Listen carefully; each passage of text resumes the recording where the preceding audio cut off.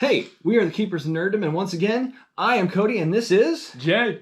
And we're doing some mostly World War II stuff again. We're talking about World War II, primarily firearms. Oh yeah. There's at least one exception. Do you have any exceptions to that on your list? Yeah, I'm missing one, but maybe you'll see it in another video sometime. Okay. Well, we'll get some pictures up in the screen if we need to. Yeah. And we'd like to know what is your favorite firearm from World War II or any era specifically, and why? Because it's just fun to study some of these things, because those are the things that unfortunately they are often used to take lives. Yeah. But it is an interesting thing, as we had our tank video just a little bit ago, and we talked about this idea of that war speeds up technology. Yeah. And so firearms do too. And the unfortunate truth is sometimes there's a need for firearms, and then there's a need not to. And it's an interesting balance. But there's a lot of things that we could learn from them, and also just appreciate. And some of these firearms, they're still good for like hunting and other things. Oh, yeah. And some of them are just really cool concepts to what they do. So this time we're just going to do like a top 4.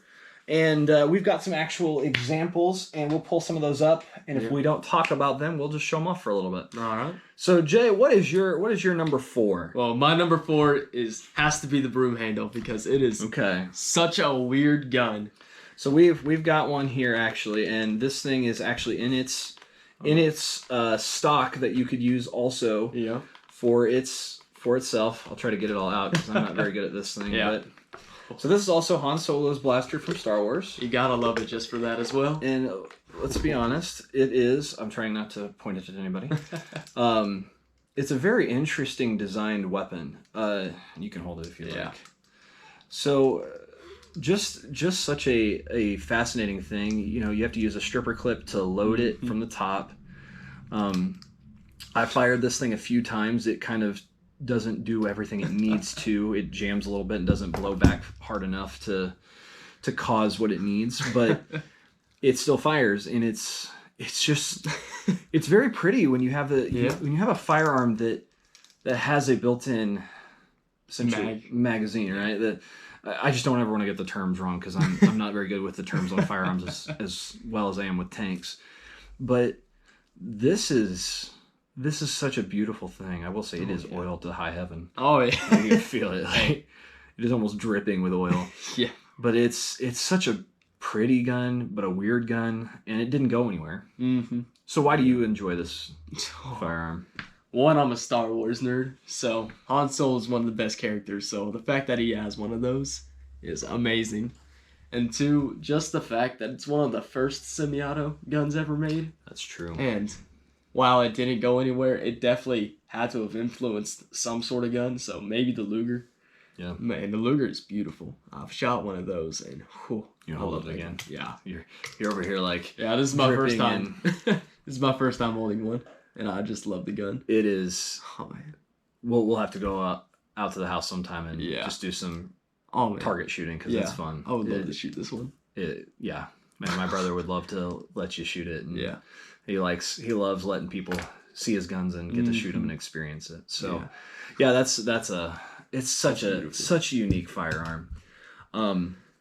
My first one, and I gotta make sure I grab the right one. Yep, right there. Is number 4 for me is the Mosin Nagant. What's interesting is, it's almost the reverse of what I have on like the Sherman tank of this is a mass-produced gun. But what's interesting to me, the thing I appreciate about it is it's Russian mass-produced, which essentially means Russian mass-produced versus German mass-produced is a very different thing. Germany, if they're going to mass-produce something, it's going to be the most excellent thing you've ever seen in World War II. Russia, mass-produced means if it works, it goes out the door. Yeah.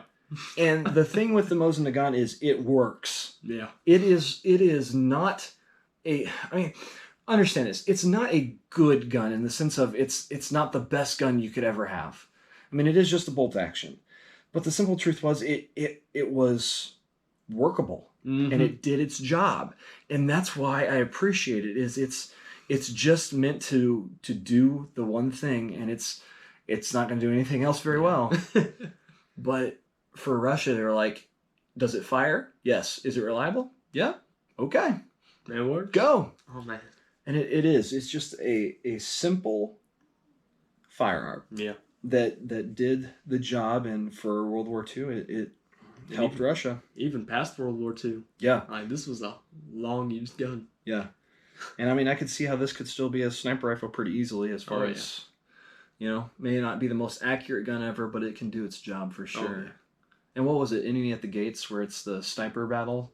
Yeah, I believe so. And I haven't seen it. But... That's a good film. I highly recommend that film. I need to watch Fury, and you need to watch that one. So, but yeah, Mosin Nagant, I really, really appreciate. It's beautiful. It is. It is just a great firearm, and having shot it, it does. It kicks. It kicks pretty hard. Oh yes, it does. And I will say something too. That's something about World War II stuff that I appreciate so much, especially rifles. Wood. Yeah. Oh man. I love the look of wood. Oh yeah. When it comes to World War II stuff. Mm-hmm. Honestly, modern firearms, they lost something. Yeah. They did. They just lost something. Because even the Mauser, the broom handle here, doesn't have much wood, but the handle is wood. Yeah. And it's just... It's a beautiful handle. It is. Just something about wood in your firearms. It just looks... Yeah. It looks pretty. At the very least, if you just collect guns and you don't want to use them for anything other than maybe hunting or target practice, they look good up on a shelf on a mantle. Mm-hmm. And that's the fun thing about it. And my brother collects a lot of these older firearms, and he's got some stuff from World War One and even early or late 1800s. It's I do too. They're weird and they're unique, and you see the evolutions that are happening in the technology slowly but surely, and that's cool. So, sorry, go ahead. All right, my number 3 is the M1 Garand. Go for it, man. This one's interesting because for a very long time this was my number 1, and then I bought one. And then I realized how much of a pain it is to load the stupid clip into this thing, and how easily you can get Grand Thumb. So the way you do this is you literally put your thumb right here, put your palm right here, pull it back, load in the mag with your thumb, and then let go. And that's how it loads. But when you're unexperienced, it is a pain. It will get you. Yes, it will. Is there any other gun that actually has the mag thing that you put down into the gun? No, there's no other gun that you put the clip down, from what I understand. Thank you, the clip. Sorry. Yeah, I know, I call it mag too. It always struck me as odd. Yeah. Because that it didn't go anywhere. Mm-hmm. But it was very effective. Yeah. It did the job. The irony is you couldn't reload that gun at any point that you wanted. Yeah. Because actually you could. Well, in the sense you could, but you would lose those rounds, right? Yeah. Because they're meant to stay in that clip in the gun. And so when you reopened it, other than it ejecting those spent shells, you would cause it to do things it wasn't supposed to. Yeah. Usually, you could pull this back and a round would pop out, just like whenever it would fire. Just if you did, it would have to be fast, or could you just do it slow or not? You could just pull that back. It's kind of like a bolt action, like if you would open it up, then a round. So what I'm talking about is if you wanted to reload and put full 8 new rounds, you'd lose everything, right? Yeah. Okay. Yeah, and so that it's just an interesting design feature. It didn't go anywhere either, kind of like the broom handle, but ironically this was the primary rifle for US troops. The one thing I will say, and we'll talk about this further, but it is a heavy gun. Yes, it is. And it kicks. Yes, it does. It is do you remember what size round it fires? 30-06. Okay, thank you. Yeah. So love this. I love this gun too. It's on my list as well, and I'll talk about it a little further. But one of the things that I remember in studying the M1 Garand was that oftentimes Germans would pop out to shoot the person when they heard the clip hit the ground, the ping. And also, side note, anytime a video game had the ping, and did it right, like music to the ear. Yeah. And so one thing that sometimes U.S. troops would learn to do is carry their extra clips, drop it, and so the German soldier would pop out to shoot the guy because they're like, oh, he's reloading, and boom, dead German soldier. And that's brilliant. It's interesting that these guns, the one thing from my understanding is that they did unfortunately jam up from time to time and or stop working. They weren't as reliable as some of the other things. And I will say that it's not on my list, and it's just because I had so many other guns I wanted to put, but we'll show it off for just a second. That's why the U.S. Army loved this as their backup, was the Colt 1911, and this isn't a 1911 from World War II. No. But I think it's very interesting to see guns that have lasted throughout the years. So I know we're trying just not to let them fall or anything. Yeah. But the 1911 it doesn't hold a lot of rounds, but the stopping power, because what was it, 45 caliber? 45 ACP. Yeah, just ridiculously strong for a pistol, reliable. The fact that they just keep making these suckers is just it's amazing. And quite frankly, I will say that's one thing in pistol design that drives me insane is if your barrel to me isn't longer or good size compared to your handle, the gun looks weird. Yeah. And so a lot of pistols to me don't look right. Yeah. And so this one just, it seems like it had that perfect balance of it. And, you know, you get things like the Mauser broom handle that just are off in left field in design, which is fun. Yeah. But this is like that, to me, when I picture pistol, I picture this. Yeah. And so it's interesting. And so they, you know, it didn't make my list, but if we were doing top 5, it probably would have been right there. Yeah. But it is just reliable. It's powerful, you know, because my understanding is a lot of like police organizations and stuff have gone to like Glocks and things that are slightly smaller caliber so you can hold more rounds, but they don't have the same stopping power. Yeah. So it's interesting what the 1911 could do. So that's a great one. That is a good one. M1 Garand. My number 3 is my one, not World War II. And I have to just nerd out on this. Okay. I actually have this as an airsoft gun, not an actual gun, but it's the P90. The P90 is, you said Belgian made, right? Yep, Belgian made. Very interesting thing. I actually have the original mag that it came with, and so it actually had like fake bullets in it. It was really fun. And it even had on here as though it had a little warning. It says E90 high capacity magazine, 5.7 times 2.8 millimeter, restricted law enforcement, government use only. Like this thing was supposed to be really serious, and right now I've got the black tip on it, so it looks like it's an actual firearm, right? And it was made by Echo One. I don't know if they're actually in business anymore, but which is sad I really don't know. This gun has lasted me a very long time in airsoft. Yeah. I love seeing this because this is one of the few firearms that in modern times, we were talking earlier about FAL is really cool. AUG Steer, I really enjoy that one. AUG one's nice. Yeah, but this one became one of my favorite firearms because I saw this in Stargate. Oh yeah. And it's a funny thing that this is the firearm that they often use to make a show sci-fi. Mm-hmm. Oh yeah. So if they want it to have somewhat sci-fi of a military or interacting with aliens and stuff, all of a sudden our military will be carrying things like this. Yeah. And so it's just funny, but it has the bullpup loading system of ammunition, and so it makes it very compact, but can carry a lot of rounds. Oh yeah. And it's just such an interesting design because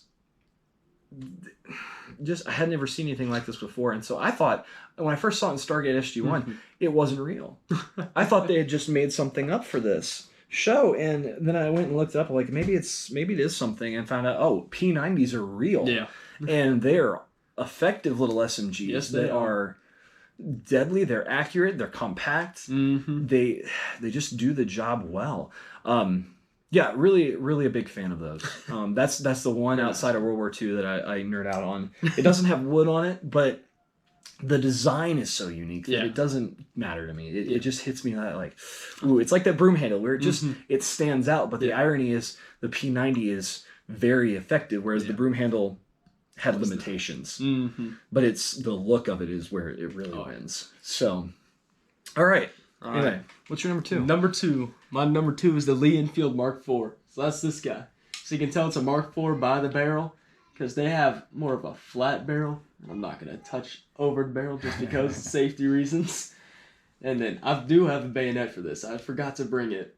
But, oh man, it is a beautiful gun. A lot of people think it's ugly with its barrel. I think it just makes it prettier. It's got its wood finish. And then this was .303 caliber. and it used a strip clip to load it up. Each British soldier had one magazine, so they had to keep that magazine throughout the entire war. So strip clips were the main thing used to reload these guns. So can the magazine actually come off of this? Oh yeah. Okay. Yeah. You want me to take it out? Sure. Yeah, I'd like to see it. I don't know much about the Lee Enfield itself. Okay. There's the mag. So we didn't think it could when we were really? talking about it when we were picking up, because I don't know much about this particular weapon. Yeah. I'll put the broom handle back that up. works. So, Alright, so this is the mag. I love the mag of the Lee Enfield because it's a triangle. And I don't know what to think of it. Just, I like it. Some people don't. Some people do. I'm one of the people that do. So I'm just going to set that aside for now. But this one's Lee Enfield. This is what got Britain through World War II. And, oh man, all of the variants of the Lee Enfield I like it. And all the attachments you can put on it. That is one thing I do like about the M1 Garand is all the attachments. I have several of them. Like I have the M7 grenade launcher for the M1 Garand, and I love that thing so much. But Lee Enfield also had several attachments, and I don't have one, but I love the grenade launcher for the Lee Enfield because it's just a little cup you basically screw onto the front of it, and then you drop your grenade in and it pops it out. And that's literally cool. As a side note, I will say, airsoft is one of those great ways to experience these things in some fashion, because I have an M1 Garand actually for airsoft. Yep. And running around in that way where you can shoot at each other, and as long as everybody's wearing the proper safety equipment, the worst that anybody gets is a little welt on your skin, and you get to experience some version of war, but yet nobody's getting hurt. And that's the beauty of it, and I love that. It's a way for us guys to be aggressive, if you will, but really nobody's being hurt, and we're having a lot of fun. And so it's neat. It's an experience, just as a side note. But the Lee Enfield, I didn't know much about this particular rifle. What's interesting is you said that most people don't like this, and to me it weirds me out, because most guns with the wood on it, they end at a certain point, and you see just barrels sticking out. Yeah. And so this in that different way, it's bizarre, because it's different. It's just completely different, but it makes it stand out too. So I think it's a fascinating pick here as well. I love it. So very cool, very cool. I like that one a lot for your number 2. So unfortunately, I didn't have this with me. My brother had one for airsoft, but I didn't even want to show it off because it's the dorkiest looking thing. Because most of the time, airsoft guns are supposed to have an orange tip on them. And this particular gun, well, my number 2 is the PPSH. It is a Russian SMG from World War II. And it is fast firing, pure ridiculous. Just, again, if it works, it goes out the door. And that was Russia's mindset. And my brother's airsoft gun with it, the orange tip, because if you look at the gun, there's a barrel, and outside of the barrel is this large covering, essentially for it, but it's got spaces in it, so you can see the barrel inside, and the orange tip is on this outer covering, and so the orange tip is massive. It looks so stupid. And the PPSH, though, just the idea behind, we're going to have a ridiculously fast-firing, ridiculously, not accurate, but effective for crowd control and cover. If you ever were in any sort of trench warfare or in sort of building, I mean, you could lay down cover fire and take out a lot of enemy soldiers. And I love that gun because it just, it's unique guns also interesting. Like there's the Diegoterov DP27, which had the mag on the top. A lot like a Lewis. Yeah, and so I love those kind of things where there's a uniqueness to it. And the PPSH, everybody had an SMG because we had the Thompson. Germany had like MP40s and other things. What did Britain have? Britain, they had the Thompson. Oh, they just used Thompson. And the Sten. Sten was like Britain's main. Who had the grease gun? Was that U.S.? That was U.S. Okay. M3 grease gun. And it's really slow firing. It's kind of funny. Yeah. If I remember right. It's really funny for an SMG. So we still use those. Really? To this day, tanker crews still use the grease gun. How weird. Yeah. Why? It's good now. I mean, it was a good gun. That's just interesting. Yeah. I don't know. So that's cool. What's your number 1? My number 1, we don't have it. I own one of these, but I did not bring it with me because I didn't have it. Mine is the 1917 Springfield. So this was kind of World War II, mainly World War One. So at the beginning of World War One, when America came in, we had the 1903, which is a very popular gun in World War One and World War Two. So the sniper from Saving Private Ryan, he has a 1903, and it's a good gun. But after that, 1917, while we were in the middle of World War One, we made the 1917 Springfield, and I love that gun. It is a really good gun. It's nicknamed America's Enfield for good reason, because it's as smooth as an Enfield. That is one thing. Britain's bolts are very smooth whenever you're loading them. They are smooth? They are smooth. Okay. I enjoy Britain's guns, but our Enfield, I call it the Enfield just because that is what a lot of people called it. So real quick, do you prefer the bolt that's just straight out from the gun or that's crooked down? I'm going to say, that's a tough Random one. thing. Yeah, that's a tough one because I'll take just about any bolt. Like, Okay. I'd say straight out just because you can grip it a lot faster. Because, like, I've got an airsoft car, 98, and that thing, it's a little bit of a struggle just to get your fingers under the bent bolt. So that's my big problem with it. I will say, when I first ran into the Mosin Nagant, yeah, I was weirded out because I'd always had other guns that had the bolt bent. And so then all of a sudden I'm going up to the top of the gun, and I'm like, what is that's weird. So it was unique at first, and I got used to it. But yeah, it's fascinating. Yeah. So the 1917 has a strip clip as well. So it has an internal mag. It's not like the Enfield that you can take the mag out. It is entirely internal. And it's 30-06, just like the M1 Garand. Most of America's rifles were 30-06. And it actually uses the same bayonet as the British Enfields. So, yeah. Was it primarily used as a sniper rifle during World War II or main infantry rifle? It really wasn't used that much in World War II. Really? Yeah. I haven't found any records of it being used. I don't know. Like, it's always thrown me off. Just seems like it would be in a good... Yeah. Since they already had the Garand, then a sniper rifle. Yeah. The 1903 was used mainly as the sniper rifle. Really? I think that's just because the sights. Because the 1917, it's got the big flip-up sights. But it's different than most rifles because it's truly, you flip it up, you position where you want it to be. Unlike I'm just going to pull out the Mosin real quick. Because most have this little thing that you'll just raise up. But with the 1917, it would actually be a thing where you'd flip it up all the way, then raise it to get your range. Wow. Which is interesting. But I think that's why it wasn't used near as much as a sniper rifle, just because they didn't want to take that off. Gotcha. And then just stick a scope on it. Fascinating. Yeah. Fascinating. But That's cool. It's an interesting gun. Now I need to see it. Yeah.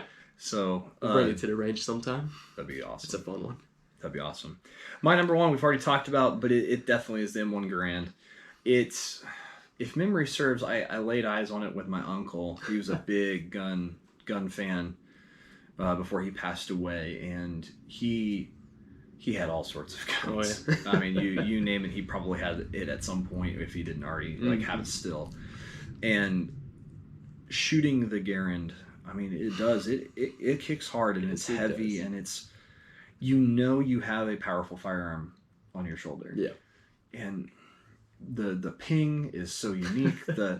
Everything about it is just, it hits that itch to want to fire, downrange at a target. That idea, be able to. Can you technically hunt with a Garand? Oh yeah. So yeah. I don't remember what I shot a deer with at one point, but I don't think it was the Garand. I'd love to hunt with the Garand and Mosin. Yeah, that's all my bucket list, right? And so the Garand really just stands out as a piece of history that again, it didn't directly lead to something with how it loads, but the interesting piece of that, it could fire 8 rounds. I mean, in memory serves, that was probably bigger than most rifle mags at the time. Oh yeah. The bar gun probably, it had PIR 20. was 20. Yeah. Which sounds nowadays like not much of anything for a war setting, but compared to what the Garand, but at the same time the Garand was pretty easy to reload. Oh yeah. That idea of you just pick back out of your pocket or your wherever you got them, lanyard, 8 more rounds and just shove them in. I love that. It's so unique, and the fact that what is holding those rounds in place inside the gun is this thin little piece of metal, you know, and it's cheap. Yeah. It's way cheaper than a magazine. Mm-hmm. That's interesting. And so I'm shocked at times that didn't become more of a thing. Yeah. You know, we see with like the broom handle, there's reasons clearly that it didn't. And I don't know. I don't know what caused the Garand's design. Maybe it was Garand thumb, you know. But, yeah, that could be it. But it really was a very unique and wonderful firearm from World War II. And it did its job. And it hit hard, too. Yeah. But I can't imagine marching around in Europe with how much that thing weighed. Yeah, oh man. You got to give props to the guys who did that. Yeah. Yeah. And, you know, props to all of our armed forces people that they are defending our country. That's always a big deal. Yeah. But down in the comments below, we'd love to hear from you as well. You know, what is your favorite firearm from, you know, specifically World War II, but it doesn't have to be. Yeah. And why? You know, what makes it stand out to you? It doesn't have to be necessarily that it's the best weapon. Yeah. But, you know, things like the Mosin, that it's memorable. Mm-hmm. Any last thoughts? No. World War II weapons are very fun to look at. Are. And fun to shoot. Yes. They really are. Yeah. They really are. Man. So they just, it takes you back to a completely different time. You go, yeah. Huh, this is something that somebody would have been using in the Great War. You know, not the Great War, but World War II. World War II. It's funny that they call World War I the Great War, and then World War II is really the more insane in many ways. Yeah. So, just not as much, I guess, gas. Yeah. So, but we've been the Keepers of Nerddom, and this has been a fun little moment to take some time and look at some firearms primarily from World War II. Yeah. We hope you've had a great day, and like, share, comment, subscribe, and we'll talk to you later. Take care.